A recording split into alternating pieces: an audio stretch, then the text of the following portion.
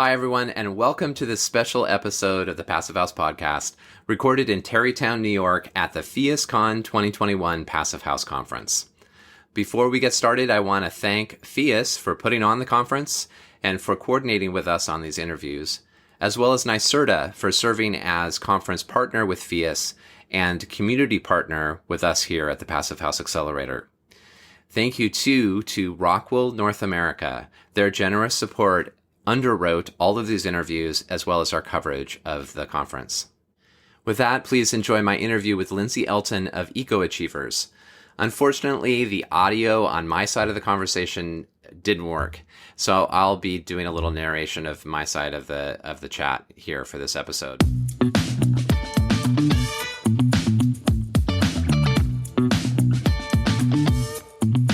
I started by saying how excited I was to talk with Lindsey and hear about the panel that she was moderating that day, and also about her work. I alluded to the fact that she presented at the Passive House Accelerator's Construction Tech and welcomed her to the conversation.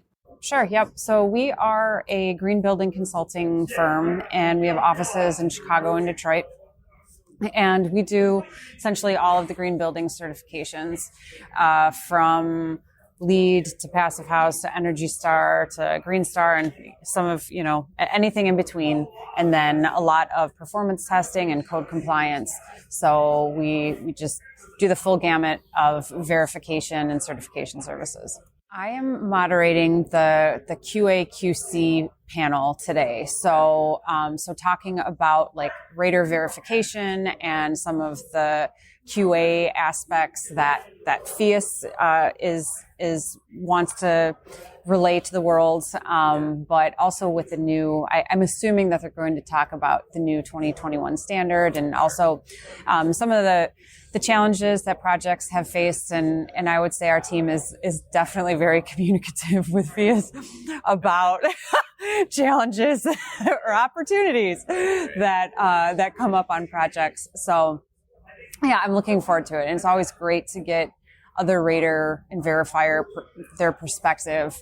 We're all in this together. So I then asked Lindsey, as she saw Passive House growing and new teams grappling with how to do Passive House successfully, what is a key piece of advice for Passive House practitioners? I'm glad you asked that question. I think right now our biggest push, and I have stolen this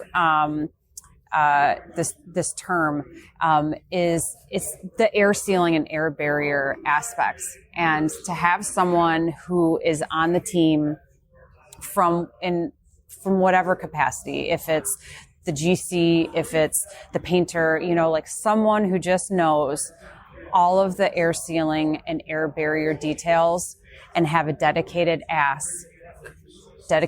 sealing specialist. Let's just make sure on site to make sure that all of those plan details are carried out. I can't tell you how many times, and the project teams are trying their hardest. These are new concepts to them or a new certification, and oftentimes the project teams that we work with, they haven't done a Passive House in the past, so they don't really know what to expect. And the I guess the good enough that may have worked on other certifications, particularly when it comes to like caulking and tape adhering correctly and, all of those small things. And it's from every trade. It's, it's not just one. It's like everyone has to be on board. It's a different ball game when you're working on Phius projects or Passive House projects.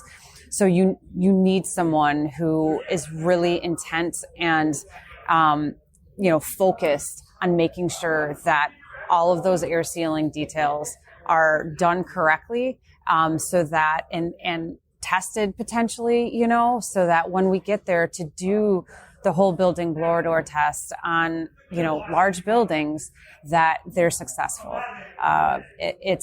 We hate it when, we go there for a mid-construction test and they're a couple thousand CFM off. And when you look at the ACH and it's a really tight building, or they're just about there, but they're not there. So, but having someone who can who knows the details and is, with the trades and can overview what's been happening is just really important and critical and essential.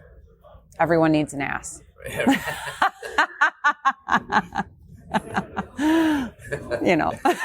That's a good quote. I mean, because we can be there as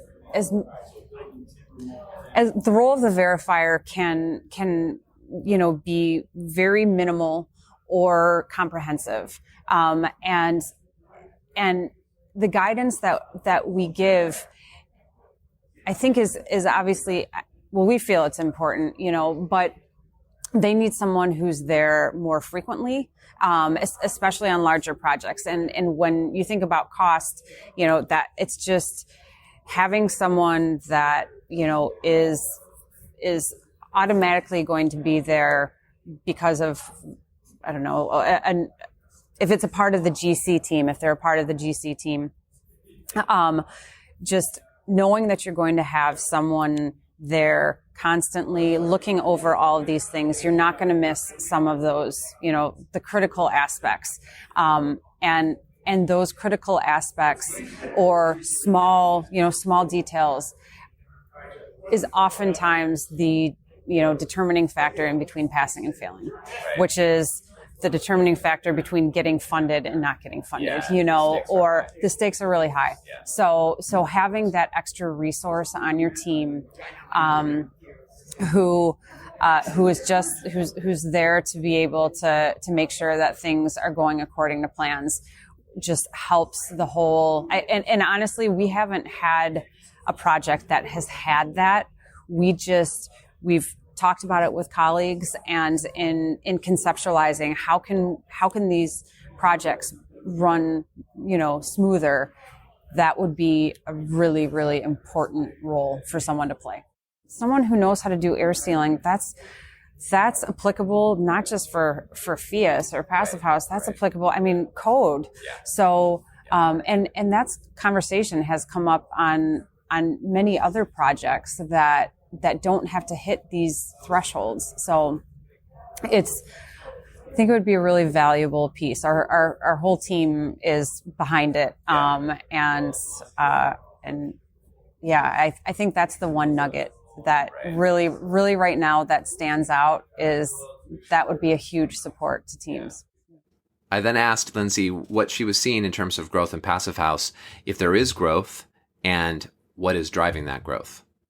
So we do a lot of work in the affordable housing world, and a lot of our projects get LIHTC funding, so the state QAPs, and I think that has been a big catalyst, as well as other utility incentive programs.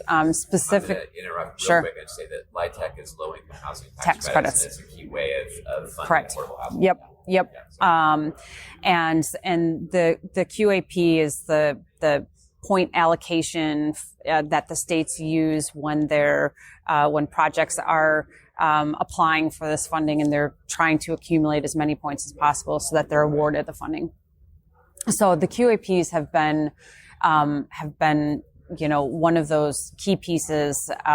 So our work in both Illinois and Michigan, in the Michigan QAP Passive House recently, and I don't believe that it's been adopted yet, but it is garnering the most amount of points over the other certifications. And because of that, we've already received a handful of calls for a number of projects that developers are looking, to pursue Passive House.